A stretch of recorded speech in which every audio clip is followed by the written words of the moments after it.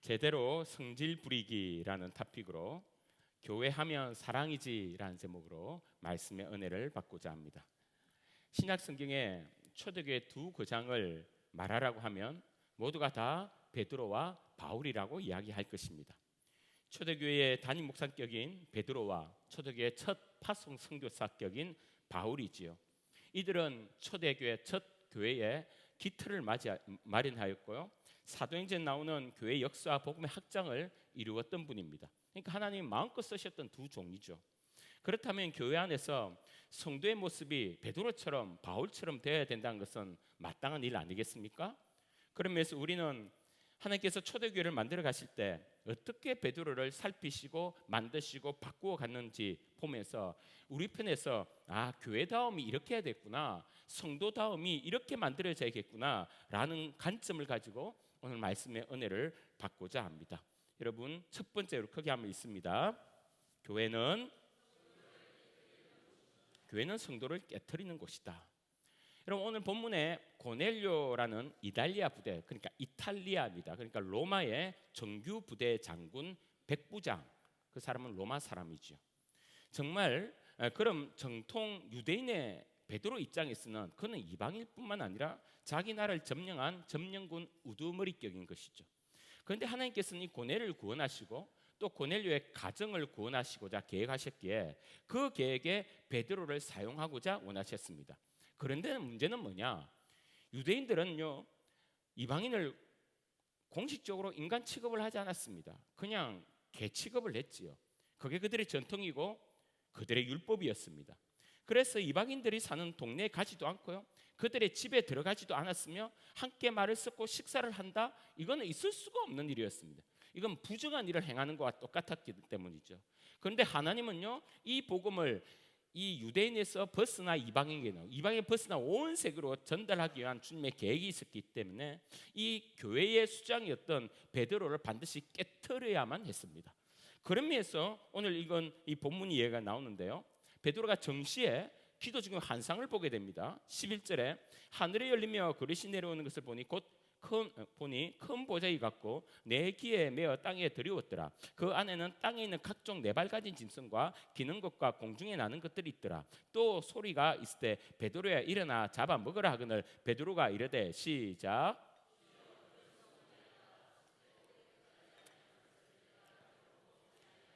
지금 이 장을 보면요, 하나님과 베드로가 실갱이를 하고 있습니다. 하나님께서 환상 중에 소위 레위기에 나오는 부정한 음식, 이것을 보자기에 잔뜩 담아서 하늘에서 내려 보내는 거예요. 그리고는 먹으라 하니까 베드로가 깜짝 놀라서 하나님 저 못 먹습니다. 이것을 몇 번 했다? 3번 한 거예요. 이 베드로는요, 늘 3이 문제라. 3이 예수님을 3번 부인하고 배신했죠. 그리고 주님이 오셔서 너 나 사랑해라는 것을요 3번이나 묻고 답하는 또 장면이 나옵니다. 오늘도 보시면 먹어 못 먹어요, 먹어 못 먹어요. 아니 내가 음식 깨끗해졌다 이야기하는데 먹으라 그러니까 못 먹는다. 한마디로 베드로는요 한 세대는 맞아야 정신을 차리는 그런 인간이다라는 우리는 알 수 있죠.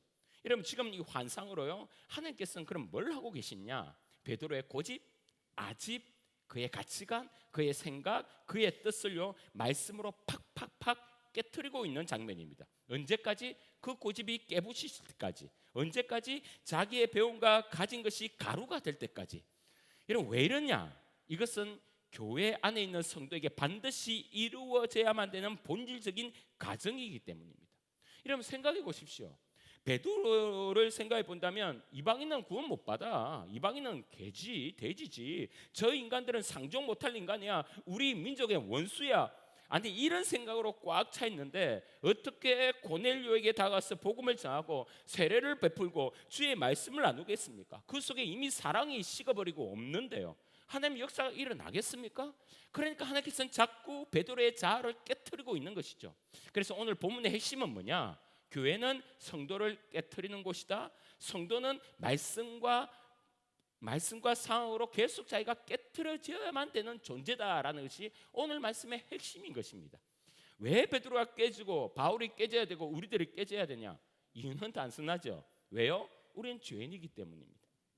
뭘 해도 내 중심, 내 뜻, 내 생각, 이걸 똘똘똘 이것으로 뭉쳐져 있기 때문에 아니 매일 죄를 짓는 우리가 안 깨지면 어떻게 교회다워지고 어떻게 성도다워지겠습니까? 한 대학에서 이런 실험을 했습니다. 기말고사를요 발표로 강연하는 것으로 이렇게 이제 대체를 했는데, 그래서 학생들을요 A 건물에서 B 건물로 관계해서 B 건물에서 이제 강연을 하도록 합니다. 그런데요 거기서 발표하는 이제 실험인데, 근데 사실은요 그 실험의 목표는 강연이 아니라 A 건물에서 B 건물로 가는 길 속에 과정 속에 있었습니다.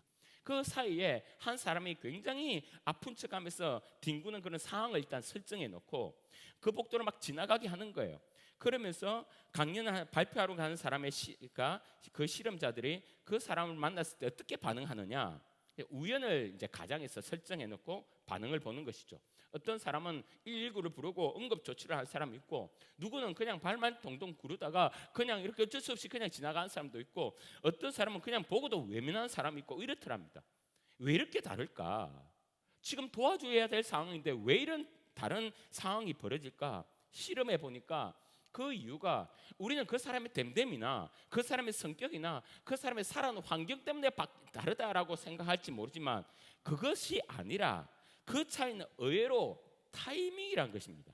어떤 사람은 발표 20분 전에 보내고, 어떤 사람은 5분에 전에 보내고, 어떤 사람은 1분 급박하게 보냈는데요, 시간이 넉넉하면 넉넉할수록 도와주더라는 겁니다. 불러주고. 그런데 시간이 없으면 없을수록 외면해 가는 건데요, 1분을 남겨놓고 보낸 그 친구들은요 한 명도 그냥 뭐 다 외면하고 지나가더라는 겁니다. 여러분 이게 인간이거든요. 우리는 언제 악해지느냐? 바쁘면 악해지고요, 급해지면 악해집니다. 평소에는 고상한 척 하지만요 좀 급해지고 내가 손해를 보고 내가 무시를 딱 당한 느낌이 오면요, 그때 내가 스스로 스크래치를 당하면 내 재성이 그냥 확 드러나는데, 결국은 사람 속에 뭐만 가득 차 있는 것을 깨닫느냐? 나만 가득 차 있는 걸 깨닫는 거야. 내밖에 안 보여요. 내 점수밖에 안 보여요. 내 강연밖에 신경을 안 쓰는 거예요.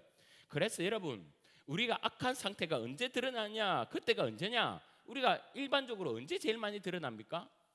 운전할 때 제일 많이 드러나죠. 거침없이 나오는 분이 있습니다. 보통 때는 굉장히 순한데 운전만 하면 괴팍해지는 사람이 있어요. 그게 원래 우리가 그래요. 갑자기 운전하는데 깜빡이를 안 켜고 앞에 쑥 들어오면요, 급정거를 딱 하잖아요. 그러면 방금까지는 찬양을 탁 틀어놓고 입에서 찬양을 흘리면서 은혜 은혜 은혜 하나는 은혜 하는데 갑자기 끼 가면 창문 열었고, 야 이 멍멍아. 여러분 이게 우리거든요. 여유로울 때는요 그냥 찬양 흥얼거리지고 말도 예쁘게 하고 넉넉한 척 하지만요, 다급해지고 급해지면요 내 속에 그냥 악이 쑥 나오는 거예요. 교회에 왔는데 나는 인사를 정중하게 했는데 인사를 안 받아줘. 나는 인사를 정말 확실했는데 저 사람은 나에게 인사를 하는 거야 안 하는 거야 헷갈릴 때가 있지 않습니까? 그러면 그때 어떤 마음이 싹 듭니까? 이건 전문 용어인데 라틴어로 이것을 쌩깐다라고 합니다. 나를까? 네가 나를까?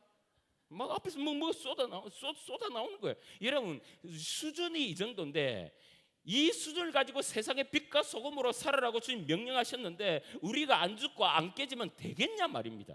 그래서 교회는 뭐 하는 곳이냐? 나를 죽이는 곳이라고 말씀하고 있습니다.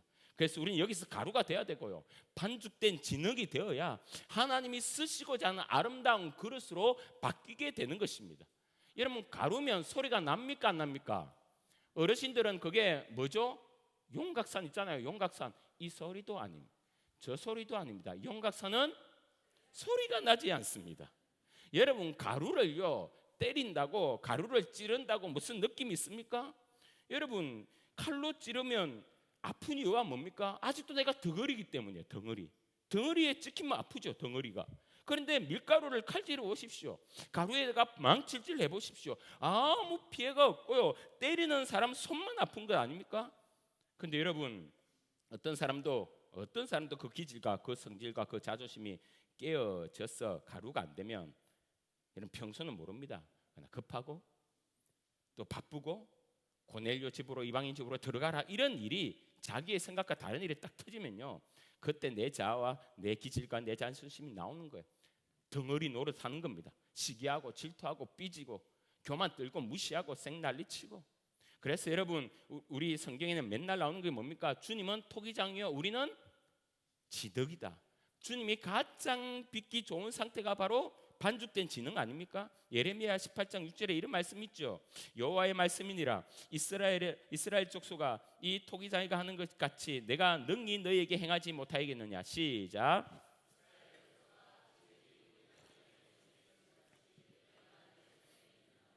여러분, 그런데 이러면 아십니까? 토기장이가요, 작은 그릇을 만들 때는 반죽된 이 진흙을 툭 떼서 이렇게 쭉 이렇게 뚝딱 만들어냅니다. 그런데 굉장히 큰 그릇은요, 진흙을 딱 떼서 그걸로만 만들지 못하고요, 뭐요? 조금 만들다가 붙이고, 조금 만들다가 또 붙이고, 그래서 빚고 붙이고, 빚고 붙이고, 그래서 큰 것을 만듭니다. 그래서 가루로 만드는 것도 우리가 힘든 거지만 또 깨는 또 다른 방법은 뭐냐? 우리에게 원치 않는 것을 붙이는 거예요. 붙이는 거. 여러분, 가루도 힘든 거지만 내가 원치 않는 것이 붙는 것도, 이것도 꽤 힘든 것입니다. 진흙에 다른 흙을 붙이고 다른 물건을 붙이고, 그것은 토기장의 마음이거든요.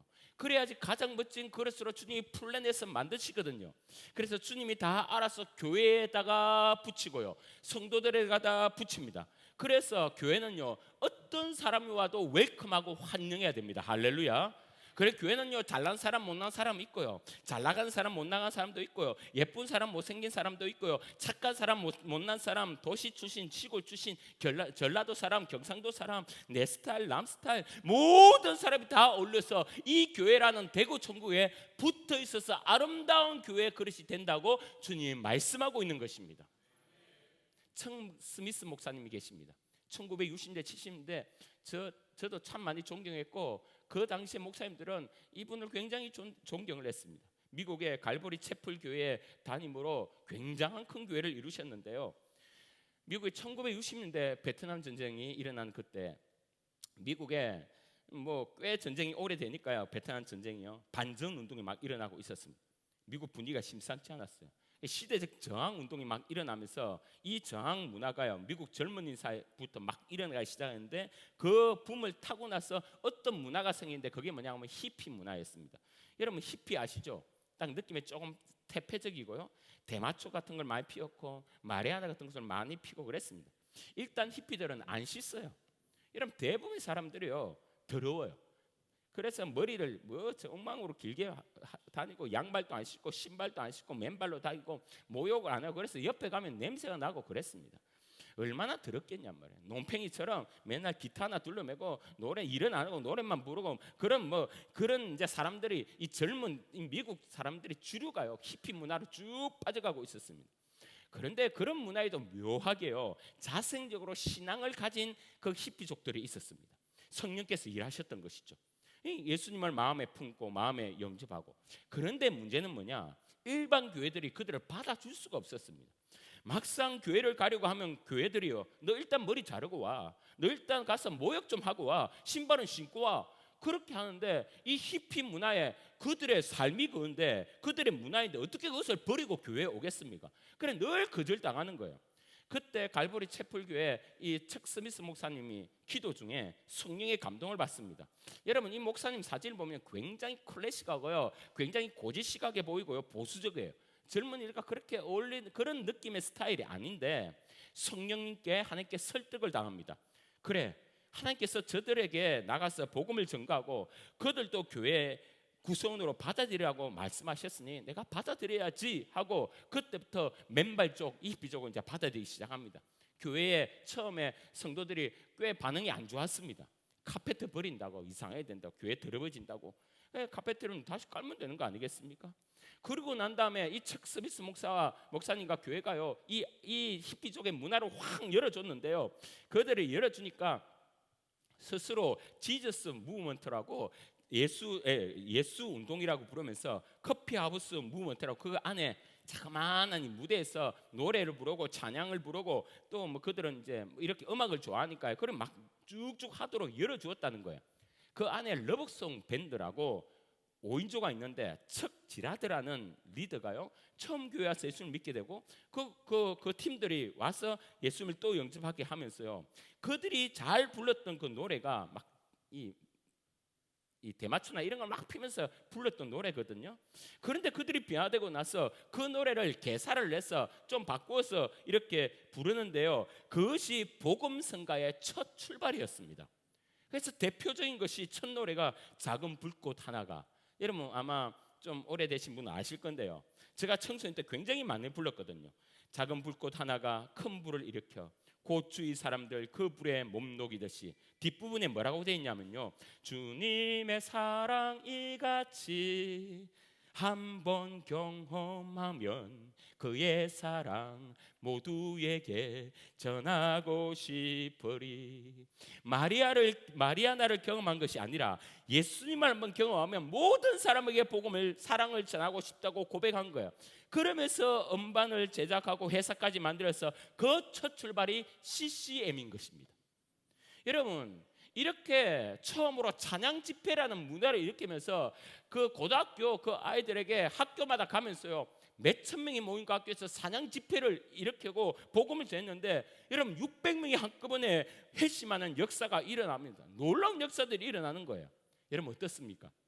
만약 첫 서비스 목사님이 그리고 갈보리 채플 교회 성도님들이 스스로 가루가 되지 않았다면, 진흙이 되어 그릇으로 만들지 않았다면 여러분 그들이 붓는 이것을 허용을 했겠습니까? 히피라는 사람들을 교회 가운데 들어오도록 만약에 거부했다면 여러분 너 교회는 신발 신고 와야 돼. 교회는 모욕을 하고 와야 돼. 교회는 마레아 피는 사람들은 도로 오면 안 돼. 히피가 뭐야? 아, 저 스타일 오면 우리에게 반드시 문제가 생길 거야. 이런 일들로 그들의 얄팍한 신학 지식으로 막았다면 하나님의 복음이 일어나기는커녕 하나님의 놀라운 찬양 사역이 일어나기는커녕 여러분 CCN과 이 복음성과 지금 우리가 부르는 이 찬양의 놀라운 역사들이 일어날 수가 없는 것인데 그들이 열어버리고 붙는 것을 수용하고 하나님의 섭리의 계획을 받아들이니 미국으로부터 놀라운 역사가 일어나고 지금도 우리가 그 놀라운 찬양 집회의 역사를 우리 또한 경험하고 있지 않겠습니까? 할렐루야. 여러분 자기의 기질이 안 맞고 자기의 스타일이 안 맞고 나와는 전혀 다른 가치관을 가진 그 사람도요 우리가 가루가 되고 진흙이 되어 버리면요 그 사람도 다 붙어버리고 그래서 하나님의 놀라운 역사가 마치 베드로가 고넬료를 그 원수를 그 이방인을 품고 그들과 함께해서 놀라운 역사가 일어나듯이 그들이 품는 그 즉시 미국 기독교는 부흥되고 많은 젊은이들은 교회로 돌아오고 지금 우리가 부르는 CCM 정말 이 복음 승가가 온 땅에 퍼져가게 된 것입니다. 여러분 교회는 죽는 곳입니다. 우리가 복음을 위해서는요 한 덩어리가 되어서 목숨 걸어 영적인 싸움을 해야 됩니다. 그러나 이 복음 외에는 다른 것은요 가루가 되어 모든 것을 받아줘야 되는 거예요. 이 사람도 품고 저 사람도 품고 거친 사람도 품고 연약한 사람도 품고 다 품어야만 복음의 역사가 일어나게 되는 것입니다. 그래서 여러분 아십니까? 토기쟁이 하나님께서는요 우리에게 물어보지를 않아요. 물어보지 않고 그냥 붙이십니다. 그런데 그것을 우리가 인정하고 받아들이는 그 순간 왜 그건 주님의 고유한 권한이니까요. 창조주의 권한이니까요. 우리가 역사가 있는데 우리는 붙으면 용을 쓰죠. 우리는 애를 씁니다. 너는 좋고 너는 나쁘고 너는 괜찮고 너는 나하고 같이 있지 못하고 막 우리는 분별하고 구분하고 막 그렇게 하는데 주님은 그것에 아랑곳하지 않고 그냥 붙이시는 거예요. 그냥 역사하시는 거예요. 저는 이런 이야기를 한번 들었죠. 신앙을 가지고 있는 농부가 호박과 도토리를 보면서 하나님께 늘 이게 약간 불만 아닌 질문을 하는 겁니다. 여러분 사진을 좀 보여주시면요, 연약한 줄기에 붙어있는 호박 한번 보여주시죠. 예, 줄기가 굉장히 연약한데 저 큰 덩어리 호박이 딱 붙어있는 거예요. 그리고 보세요, 큰 나무가 있는데 이 참나무거든요. 바꿔주시고요. 예, 이렇게 그 다음에 이 큰 나무가 있는데 앞으로 가보세요.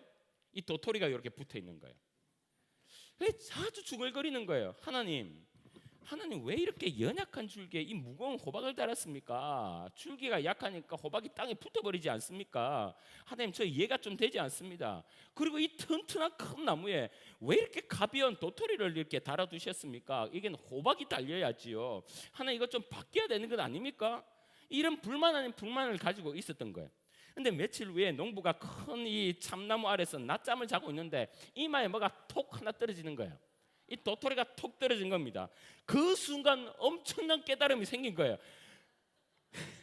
물음에 대답이 확실히 된 겁니다. 아, 만약에 이 이마 떨어진 게 뭐였다면, 호박이었다면 나는 그 길로 갔겠구나. 그렇구나. 다 주님은 이유가 있는 거구나. 그러면서 받아들이는 거예요. 여러분, 우리도 가끔 그러지요. 농부처럼 그러지 않습니까? 하나님, 나는 호박이 불리한데 왜 내게 도토리를 붙여주셨습니까? 하나님, 나는 저 팀이랑 뭔가를 하고 싶은데 아니 이번 프로젝트에 왜 이 팀이랑 붙여주셨습니까? 나랑 맞지 않습니다. 왜 호박 같은 자를 원했는데 왜 도토리 같은 팀을 내게 붙였습니까? 여러분, 그 이유를 아시겠죠? 저 팀이 좋다고 저 팀과 붙어 있으면 호박으로 뭐 깨진다? 머리 깨진다. 하나님 다 알으셔서 도토리 같은 팀을 붙이셨다. 하나님의 기가 막힌 섭리와 조합으로 퍼즐을 맞추셨다. 여러분, 이 하나님의 눈을 믿으시길 바랍니다. 이 하나님의 섭리를 믿으시기를 바랍니다. 호박이 아니라 도토리예요. 그게 맞아요. 지금도 붙어 있는데 불만인 여러 가지 것들이 있죠. 왜 그 첫사랑 아니고 왜 이 남편을 만나서 이렇게 내가 고생을 할까? 왜 저 첫 번째 그 짝사랑 영숙이를 안 만나고 내가 이 마누라를 만나서 이렇게 맨날 잔소리해? 왜 이 친구를, 왜 이 가정을, 왜 이 학교를, 왜 이 직장을, 왜 이 집사를, 왜 이 교회를, 왜 이 목장을? 여러분, 그런데요, 아니요, 지금이 맞는 거예요. 다른 호박에 눈 돌리면 머리 깨진다니까요. 주님이 너무너무 우리의 기질과 스타일과 우리의 삶을 알아서 여러분의 제일 맞는 기가 막힌 보석 같은 도토리를 붙여주십니다. 할렐루야. 전솔가사님, 그 도토리가 다 붙은 거예요. 기가 막힌, 도토리 아니고 호박이 엄청 무거웠어. 진짜 멋진 하나님의 역사예요. 여러분 보십시오.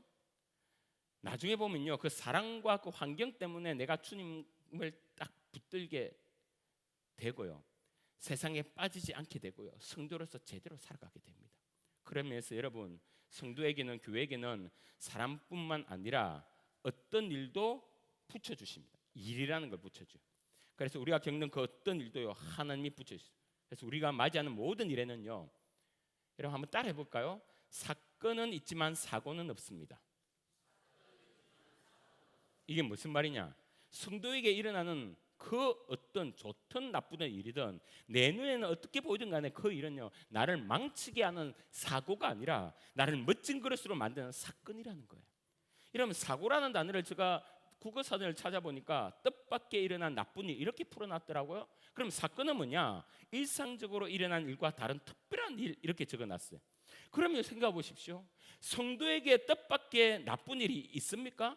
아니, 하나님의 손으로, 토기장이신 그분의 손으로 그 일을 우리들에게 붙여주셨는데 그게 무슨 뜻밖의 일입니까? 그것이 무슨 나쁜 일입니까? 그러니까 성도라는 우리 입에서는 무슨 사고가 터졌다, 무슨 사고가 생겼다 이런 꼼꼼히 따져보면요, 그건 다 틀린 말이에요. 성도의 삶에는 이 사고라는 단어는 없습니다. 성경에도 그 단어는 사용하지 않습니다. 그러나 세상은 늘 이걸 쓰지요. 눈에 조금만 좋게 보이지 않아도요, 자기에게 당장 불이익이 다가오면 그냥 사고라고 다 붙이는 거예요. 세상 교통사고, 폭발사고, 추돌사고, 화재사고, 이혼도, 불합격도, 질병도 다 사고라고 하지 않습니까?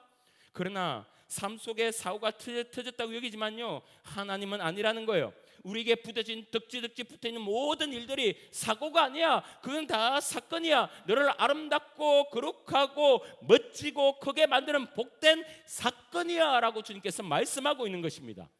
성경을 보십시오. 다니엘을 보시면 다니엘이 기도하다가 어느 굴에 들어갔습니까? 사자굴에 들어갔죠. 이것을 사고로 봅니까? 아니요, 하나님의 역사를 이루는 사건으로 보지 않습니까? 왜요? 나중에 사자도 꼼짝 못하게 하신 하나님의 역사를 보면서 도리어 다리오 왕이 다니엘의 정적을 없애는 계기가 되었습니다. 그래서 좀 지나면 모든 게 복된 사건인 거예요. 여러분, 요셉이 보디발의 아내 그 거짓말로 감옥까지 들어가게 됩니다. 아니, 노예로 있는 것도 모자라서 감옥까지 보내? 그걸 보고 요셉 또 사고 터졌네 쩍쩍 이렇게 이야기합니까? 아니요, 총리 되시러 가는 기가 막힌 사건 아닙니까? 모세가 갓난아기 때 바구니에 담겨 나일강으로 떠내림을 받을 때, 야, 애가 어릴 때 참 아기 때부터 벌을 받고 저 강에 떠다닌 것 봐, 참 팔자도 기구하다. 이거 정말 심각한 사고 아니야? 라고 이야기할 사람이 어디 있습니까? 거기서 통해서 애국 왕자가 된 놀라운 사건으로 바뀌는 거 아닙니까? 그렇다면 저와 여러분 믿으셔야 됩니다. 이 사람을 붙여주시고 이 사건을 붙여주시면, 그러므로 나를 깨뜨리고 나를 반죽으로 만들고 나를 가루로 만드는 것은 나를 죽고 내 안에 있는 예수를 드러내미요, 나로 통해서 수많은 자를 품어내미요, 나로 통해서 하나님의 기적을, 역사를 이루어내는 귀한 가정을 믿고 어떤 사람이든 어떤 사건이든 다 품고 감사하는 저와 여러분 되시기를 주의 이름으로 축원합니다. 다 그래서 먼기 계기 마감 살전이지요. 하나님의 놀라운 영광을 바라보는 두 번째 한번 보겠습니다. 시작. 뭘 실천한다? 사랑을 실천한다. 오늘 베드로가 하나님 말씀 앞에 깨어지는 현장을 우리는 보았는데, 근본적인 질문 하나를 제가 한번 드려볼게요. 여러분, 왜 베드로를, 왜 그리고 교회와 성도를 주님이 그렇게 깨트리셔야 하나? 가루로 만들고 진흙으로 반죽 만들고 또 붙이고, 그렇게 왜 우리의 못된 자아와 고집센 내 자신을 깨트려야 되냐? 그 이유가 뭐냐? 그 이유는 단 하나입니다. 하나님을 사랑하고 이웃을 사랑하기 위함입니다. 한마디로 하나님의 사랑으로 이웃을 사랑하기 위해서입니다. 요한복음 14장 34절에 새 계명을 너희에게 주노니 서로 사랑하라. 시작. 내가 너희를 사랑한 것 같이 너희도 서로 사랑하라. 너희가 서로 사랑하면 이로써 모든 사람이 너희의 뭐요? 내 제자인 줄 아리라. 시몬 베드로가 이르되 주여 어디로 가시나이까? 예수께서 대답하실 때 시작.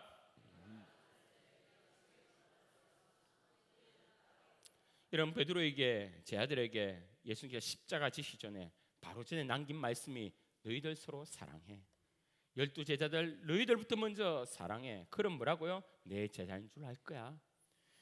그래서 밖에 가서 사람들을 사랑해. 그래야 나 예수가 만든 교회와 나 예수가 만든 성도가, 교회로부터 이 성도가 하늘로부터 나온 귀한 선물임을 깨달을 거야 라고 주님이 말씀하고 있습니다. 그래서 여러분, 여기에서는요, 서로 사랑하셔야 됩니다.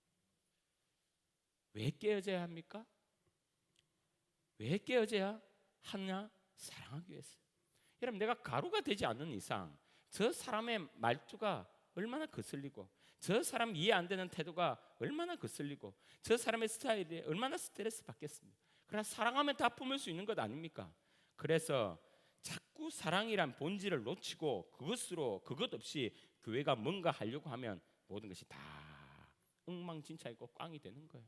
그래서 저와 여러분요, 이 땅에 살면서 영적 싸움을 하는데, 영적 싸움의 거의 99.9%는 뭐냐? 내 안에 있는 나를 사랑하는 것을 죽이고 예수 사랑으로 남을 사랑하는 것입니다. 여러분, 그럼 오케이, 예, 목사님 알겠습니다. 예, 날 죽여 저 사람을 사랑해. 예, 이거 알겠습니다. 그런데 질문이 생기죠. 여러분, 한번 물어볼게요. 나를 보면 우리가 너무 잘 알잖아요. 내 안에 사랑이 잘 나오는가? 옆 사람이 사랑스러워 죽겠습니까? 아닐걸요. 사랑스러워 죽을 것보다 뭐 해서 죽을 것 같다고요? 미워서 죽을 것 같은 게 훨씬 더 많아요. 꼴 보기 싫어서 죽을 것 같아. 그럼 어떻게 하느냐? 오늘 저와 여러분이 사랑하는 방법을요, 추상적인 말고 구체적으로 한번 좀 방법을 배워가면서 말씀을 마무리하고자 합니다. 김기현 목사님이라는 분이 책에 이런 내용을 썼습니다. 그 당시 김 목사님이 지방에 있는 조그마한 교회에서 사역을 하는데, 그 교회 성도들이 얼마나 사납고 삐뚤어졌는지, 별것 아닌 조그만 문제를 가지고도 목사님을 못 살게 구고 비난하고 흔들어내고, 그래서 목회하기가 너무너무 힘들었습니다. 그런데 어느 날 한 집사님이 자기 집에까지 쳐들어와서 얼마나 욕을 하고 난리를 하고 비난하는지, 더 큰 문제는 바로 옆에 아들이 있는데, 어린 아들이 있는데 불구하고 목사님 면전에서 욕을 퍼붓는 거예요. 아들은 그게 깜짝 놀라서 자기 방에 들어가서 훌쩍훌쩍대고 울고 있고요. 그때 그 목사님 어떻게 그걸 참아낼 수 있겠습니까? 늦은 밤에 교회로 달려가서 강대상 밑에서 엎드려서 통곡을 합니다. 하나님, 이제 더 이상 못 참겠습니다. 더 이상 목회 못 하겠습니다. 아니 주님, 지금 저 집사를 내가 어떻게 못하지 않겠습니까? 그럼 하나님 좀 어떻게 해주십시오 라고 하면서 극기야 이런 기도를 합니다. 하나님, 제발 그 집사 손 좀 봐주십시오. 손 좀, 제가 딱 죽겠습니다. 이렇게 통곡하며 했습니다. 아니 하나님, 나를 목회의 길로 인도하셨다면, 불러주셨다면 제대로 목회하도록 환경을 열어주셔야지, 아니 목회의 길에 던져놓고는 어떻게 이런 꼴을 보게 하십니까 하고는 원망을 쏟아내는 거예요. 여러분, 이 목사님 기도를 들으면서 여러분 어떤 생각을 합니까? 에이, 아무리 그래도 담임 목사님이 그런 기도를 하면 되나? 아무리 미워도 목사가 집사를 두고 저 집사님 손 좀 봐주세요 이렇게 하면 되나? 그렇게 생각하는 분이 있겠지요. 그런데 여러분, 제가 좀 설명하겠는데요, 성경은 된다라고 이야기합니다.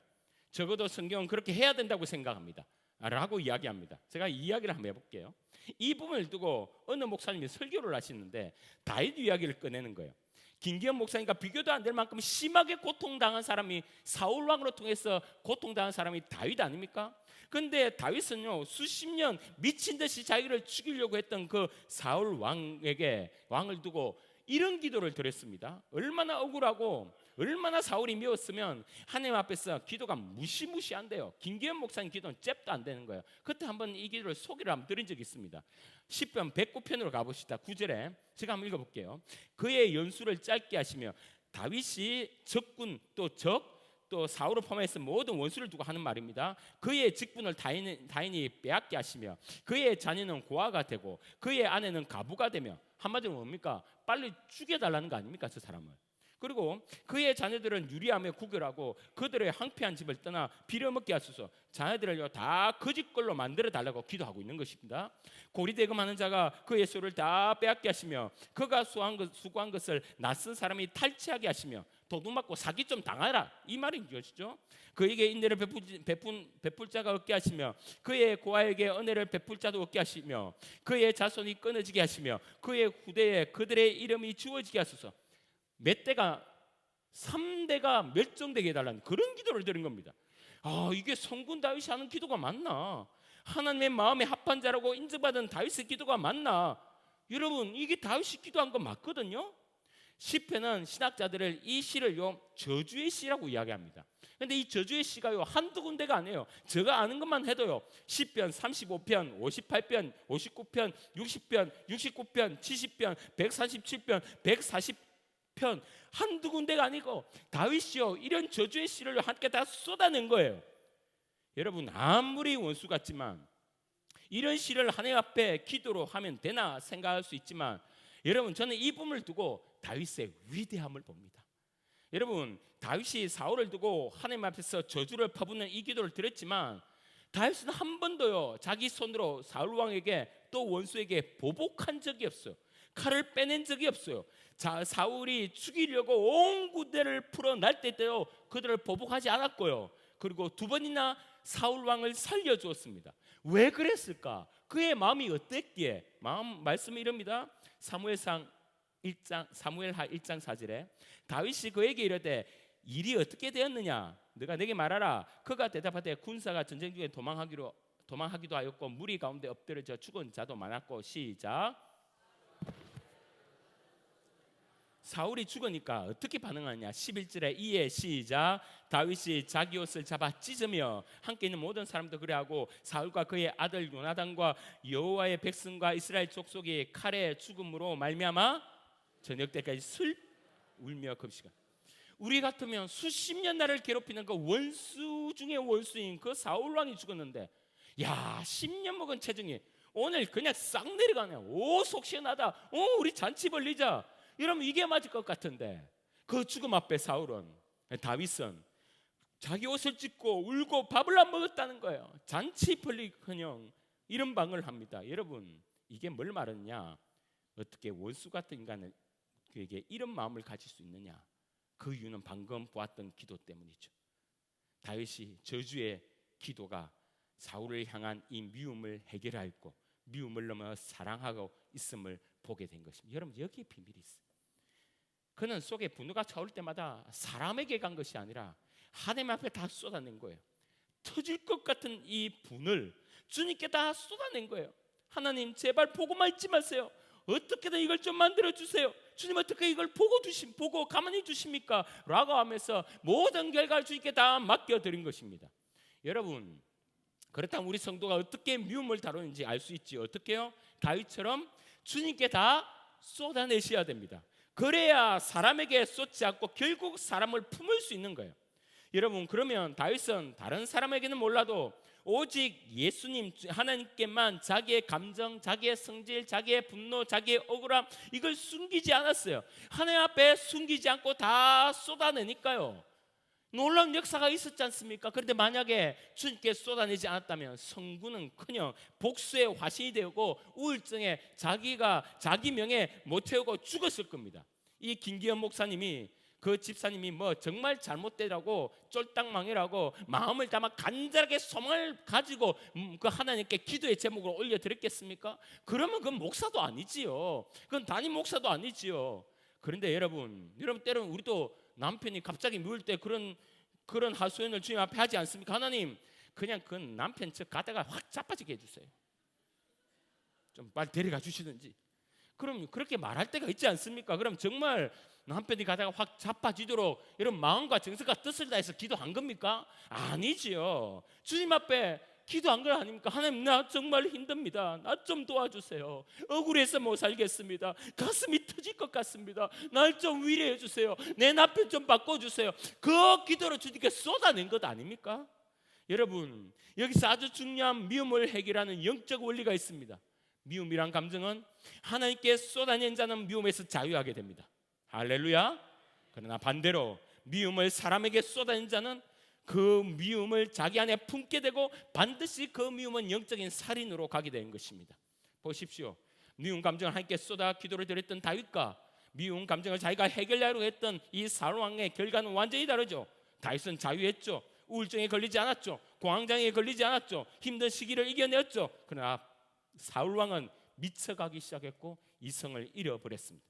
여러분 그렇던 면에서 여러분 우리 인생에 이해되지 않고 답답하고 속이 불편하고 천불이 날 때 저와 여러분은 이 성경을 가지고 시편을 딱 펴서 여러분 시편의 저주시를 쭉 읽고 앞뒤 가리지 않고 막 쏟아내시길 바랍니다. 이 김기현 목사님의 책에 자기가 방금 그 집사님을 두고 기도했던 그 기도의 모습을 이렇게 이야기하더라고요. 이름을 붙였어요. 뭐라고 했느냐? 시편으로 성질 부리기 이렇게 표현했고요. 또 다른 표현들은 이게 저한테는 좀 많이 와닿았는데 거룩하게 지랄하기. 여러분 그래서 지랄하는 표현을 제가 좀 표현을 하겠습니다. 양해를 좀 해주십시오. 자기는 그 집사가 어린 아들 보는 앞에서 막 욕과 비난을 퍼부을 때요 자기가 정말 시편으로 성질을 부리기 이거 하지 않았다면 자기는 미쳐 돌아버렸을 거라고 죽어 없어져 버렸을 거라고 막 이렇게 하소연하는 거예요. 그리고 하나님 앞에서 거룩하게 지랄하기지를 않았다면 나는 목회고 뭐고 다 끝났을 거라고 이야기를 합니다. 여러분 정말 주님 우리는 너무나 잘 알고 계시죠. 우리 원래 고상한 사람이 아니잖아요. 인사 한번 제대로 안 하면 상처받고 미운 마음이 쑥 올라오는 게 우리 아닙니까? 지금 내 새끼는 이런 어려움이 있고 우리 집은 이런 아픔이 있는데 내 앞에서 우리 자식은 뭐 그 서울에 들어갔다더라, 대기업 사위를 맞이했다더라, 어디에서 상을 받았더라 이 소리 들으면요 나도 모르게 그냥 짜증이 확 나고 그 사람이 뭐 잘못한 것도 아닌데 미워지는 것 아닙니까? 아니 우리 손주 너무 이렇게 나왔다 이렇게 한 권사님이요 막 이렇게 이야기를 하면요 그 권사님 잘못도 아닌데 여러분 내 자식 아직 장가도 못 가고 시집도 못 가고 저렇게 집에 있는데 손주 나왔다고 말하는 권사님 잘못한 것도 아니면 괜히 미워지는 것 아닙니까? 사촌이 땅을 사면요 뭐가 아파요? 배가 아파요. 친구가 시집 가면요 그날 하루 종일 우울해요. 이게 우리 수준이에요. 이 정도가 딱 우리라니까요. 그러니까 우리 수준을 너무나 잘 아시는 그 주님께서 너무너무 필요한 방법 우리에게 주셨습니다.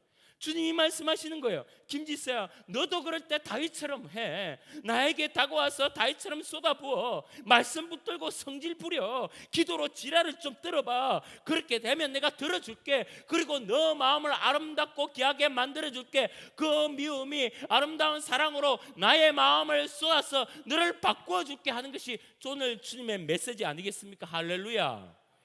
여러분 그래요. 여러분 기도로 지랄하면요 우리도 다윗처럼 됩니다. 주님이 아름다운 방법을 주었잖아요. 그런데 이 방법을 쓰지 않고요 사람에게 성질 부리고 지랄하면요 우리는 사울왕처럼요 이상한 사람이 되기 시작합니다. 교회는 다니는데 미워하고요, 직분은 있는데 고집불통이고요, 봉사는 하는데 사납고요, 전도는 하는데 교만하고요. 그래서 여러분 자꾸 내가 죽지 않고 내 눈에 누가 자꾸 거슬려 보일 때요 딴짓 하지 말고 전화통 붙들지 말고 이 사람 저 사람 찾아다니지 말고 주님 앞에 딱 섰어요. 말씀으로 성질 부리고요 기도로 한번 지랄을 한번 해보십시오. 주님이 이걸 거룩이라고 말씀하고 있습니다. 정말 그래요. 제가 딱 그렇더라고요. 애들을 위해서 제가 막 기도를 하는데 하나님 애들이 말을 안 듣고요 잘 따라오지도 않고 사고치고 막 속에 천불이 나요. 그럴 때 하나님 우리 애들 왜 이랬습니까? 말을 너무 안 들어요. 하나님 주신 아들 아닙니까? 하나님 주신 딸 아닙니까? 하나님이 책임지세요. 저 안 돼요. 주님 알아서 하세요. 막 김 목사님처럼 주님 앞에 성질 부리고요 이렇게 기도로 거룩하게 뭐 하다가요 이렇게 딱 집에 들어가면요 하나님 마음이 딱 느껴져요. 그랬어요. 그때 그런 상태에 집에 딱 들어가잖아요. 그러면 애들 방이요 깨끗하지 않고 엉망진창이거든요. 그런데 그런 마음이 딱 있으면요 방이 좀 더럽네, 좀 치워라, 깨끗해야 공부가 잘 되는 건 알지. 막 이 경상도 사람이요 서울말이 나오기 시작하는 거예요. 막 괜찮고 안정된 아빠로서요 꽤 내가 나를 봐도 괜찮아요. 그런데요 아이들을 위해서 기도 제대로 안 하고요 집에 딱 가면요 그때부터 성질을 부리는데 이건 가르치는 게 아니에요. 사실은 지 성질 부리는 거지. 내가 방 치워라 했어 안 했어? 했어. 네가 뭐 될래? 자기 방도 못 치는 뭐 세상이 그렇게 만만 뭐 그 세상이 호락호락한 줄 알아? 당장 방 치워. 옆에 있는 아내가 있으면 당신은 집에서 뭐 해요? 애들 제대로 안 가르치고 결국에는 아내 앞에까지 지랄을 하네. 여러분 아시겠습니까? 여러분 왜 집에서 그렇게 성질 부리는지 알겠습니까? 왜 아내가 멀쩡한 남편을 두고 왜 그렇게 성질을 부리는지.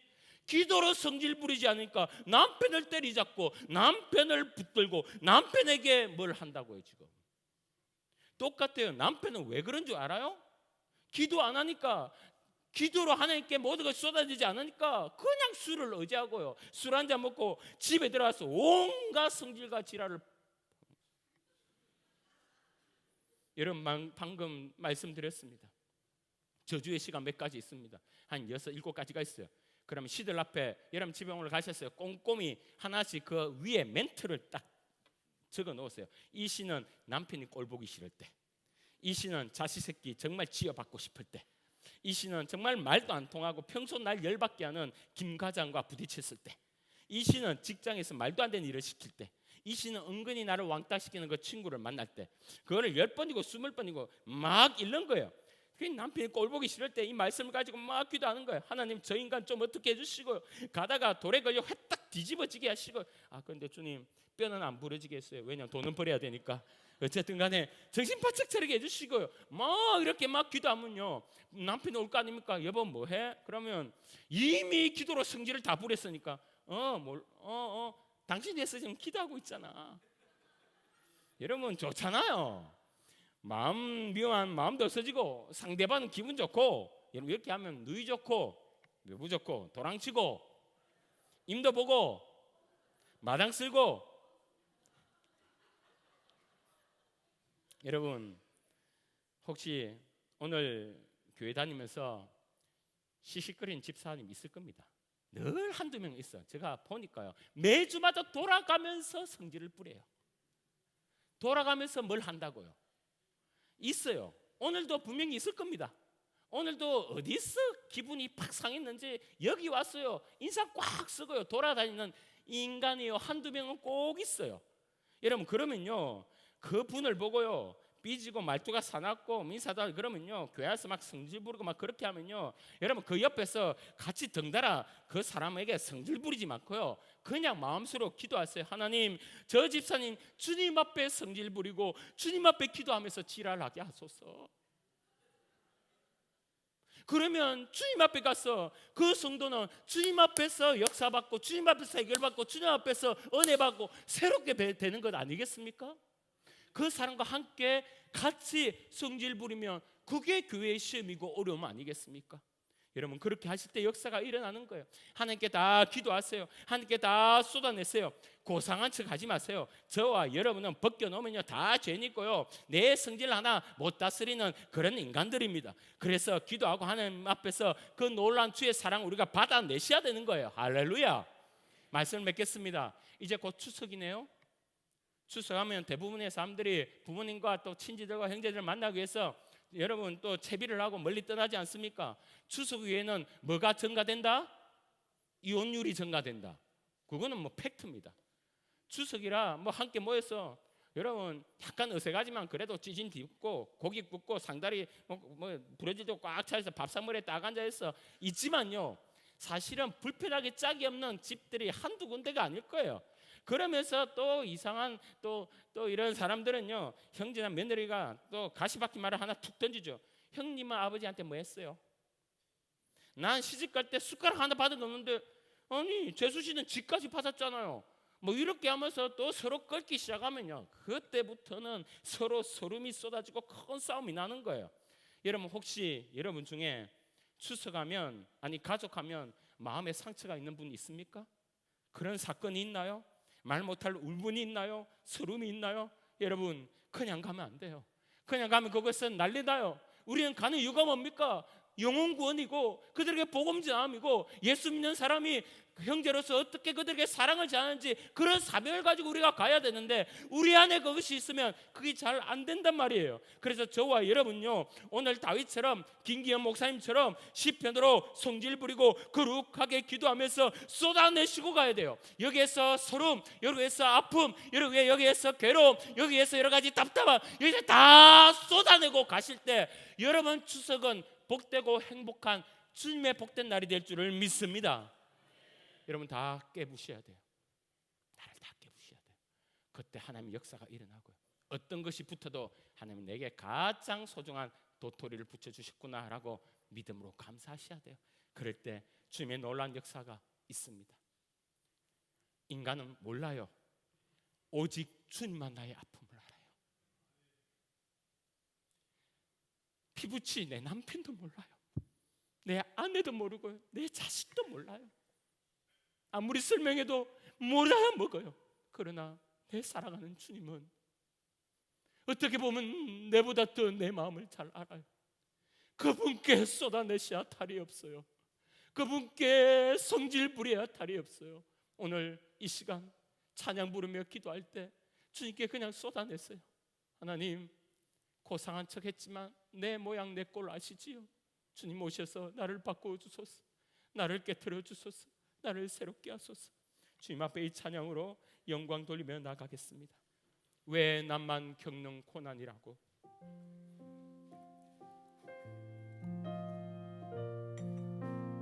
불평하지 마세요. 고난의 뒤편에 있는 주님이 주실 축복 머리 보면서 감사하세요. 여러분 이 찬양 부를 때 여러분 안에 쏘구름이 일어나야 돼요. 여러분 여기서 울지 않으면요 사람에게 비참하게 울어요. 여기서 여러분 앞에 다 쏟아내지 않으면요 사람에게 엉뚱한 소리를 내요. 주님 앞에 하나님 예 고난이 있습니다. 생각지 못하는 아픔이 있습니다. 오셔서 나를 바꾸어 주소서. 새롭게 하소서. 왜 나만 겪는 고난이냐고. 불평하지 마세요. 고난의 뒤편에 있는 주님이 주실 축복 미리 보면서 감사하세요.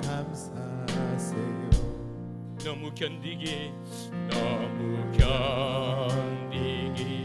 힘든 지금 주님이 일하고 계시잖아요. 아멘. 주님 앞에 쏟아내시길 바랍니다. 남들은 지체하지 않을지라도 남들은 지쳐 앉아 있을지라도 당신만은 일어나세요. 서세요. 일어서세요. 힘을 내세요. 여러분 스스로에게 고백하세요. 힘을 내세요. 주님 붙들고 내세요. 주님이 손잡고 계시잖아요. 주님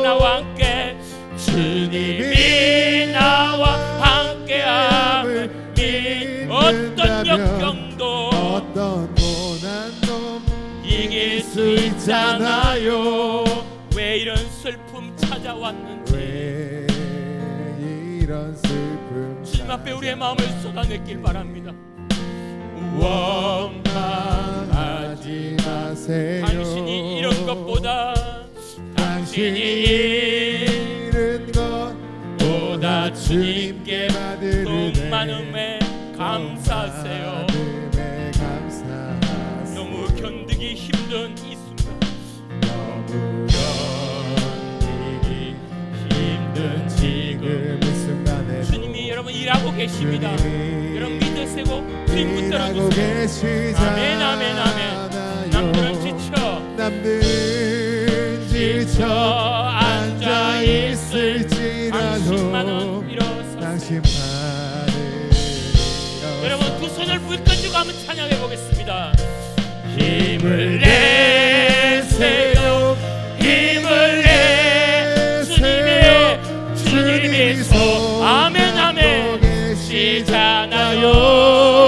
주님이 나와 함께 나와 함께함이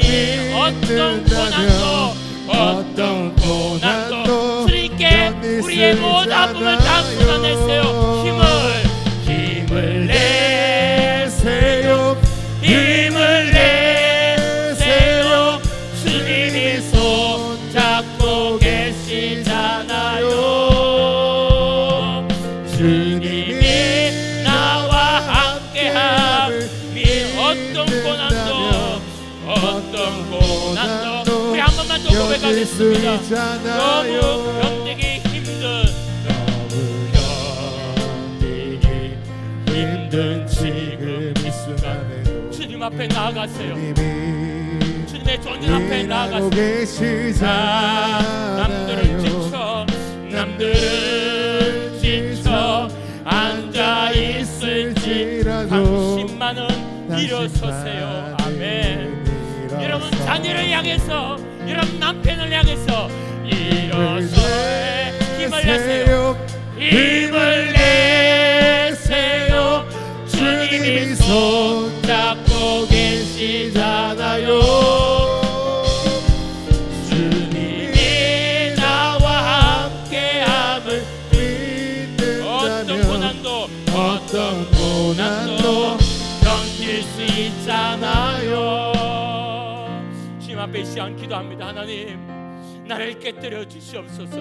내 고집, 내 생각을 깨뜨려 주시고, 주여 그것이 사고가 아니라 사건임을 깨닫게 하여 주시며, 그 사람이 주여 그 도토리 같은 인생이 내게 축복임을 깨닫게 역사해 달라고. 하나님, 모든 것이 하나님의 섭리며 나를 아름답고 귀한 그릇으로 만드는 주님의 역사임을 깨닫게 하여 주시고, 특별히 주님, 내 가운데 울분이 있습니다. 주여, 내 가운데 아픔이 있습니다. 내 가운데 걱정과 염려가 있습니다. 주여, 사람에게 쏟지 않고 주님 앞에 이 모든 것을 올려드립니다. 주여, 바꿔주시고 새롭게 하여 주시고 변화시켜 달라고. 주여, 도와달라고, 회복해 달라고. 주여, 역사해 달라고. 미움을 사랑으로 바꿔 달라고. 우리 다 같이 한번 주여 세 번 부르고 기도하며 나갑니다. 주여, 주여, 힘을 내세요. 주님이 손 잡고 계시잖아요. 우리 모두 감당치 못하니 아버지께서 내가 저 사람 속에 상처받고, 아버지 내가 걸려내 무너지고, 아버지 내 자녀와 내 남편과 내 아내와 내 부모가 아버지 나의 모든 아버지 스스로 함께 살아가며 불구하고 아버지 내 가운데 여러 가지 미움과 아픔과 산재했다면 아버지 깨달아 쏟아내게 하소서. 다윗처럼 쏟아내게 하소서. 미움의 사랑으로 맡기게 하여 주소서. 그리스도의 향기를 드러나게 하소서. 아버지, 그러면 주의 거룩한 믿음의 사랑으로 나를 바꿔주시고 역사하시고 도우시고 붙잡아주시고 인도하여 주시옵소서. 아멘 아멘 아멘 아멘 아멘 아멘. 사랑의 주님, 오늘도 우리를 이 자리에 불러주셔서 주님 앞에 우리의 마음을 다 쏟아내게 하여 주시니 감사합니다. 우리 안에 있는 미움도 있습니다. 우리 안에 있는 서름도 있습니다. 우리 안에 있는 답답함도 있습니다. 우리 안에 있는 여러 가지 걱정과 염려도 있습니다. 주여 이것을 사람에게 쏟아내지 않게 하시고 하나님께 모든 걸 쏟아내므로 거듭나며 변화되며 새롭게 되며 치유되는 놀라운 역사를 경험하게 하여 주시옵소서. 사랑해 주님, 끊임없이 내 안에 있는 나의 자아, 주여 나의 고집, 나의 생각, 주여 말씀으로 깨트려 주셔서 주님, 바울이 고넬료를 향해 뛰어가듯 우리도 나의 주님 생각을 내려놓고 말씀으로 순종하며 뛰어갈 수 있도록 역사하여 주시옵소서. 사랑해 주님, 때로는 우리가 연약하여 주님 앞에 성질을 부릴 때가 있습니다. 그럼에도 불구하고 나를 안아주시는 주님, 주여 나를 늘 불쌍히 여겨주시고 긍휼히 여겨주시사 이기게 하여 주시고, 특별히 우리 사랑하는 자녀들, 우리 사랑하는 남편과 아내, 우리 부모님, 우리 믿음의 공동체 가운데 그들을 위해 중보합니다. 힘을 다하시고 힘을 능력을 다하셔서 능히 이기게 하여 주시고 그 아픔 가운데도 승리하는 주의 아들 딸에게 역사하여 주시옵소서. 주님, 오늘 귀한 헌금 드렸습니다. 쓰는 곳곳마다 하나님의 역사가 일어나게 하시고 그들이 하는 기업과 가게와 주님 사업과 직장 가운데 번창의 역사가 있게 도와주시옵소서. 우리 자녀들 앞길을 열어주시고 가는 곳곳마다 주님이 눈동자같이 지켜주시고 주님 그 안에 하나님의 놀라운 역사가 일어나도록 도와주시옵소서. 주의 이들을 주의 이름으로 올려드리고 예수님 이름으로 기도합니다. 아멘.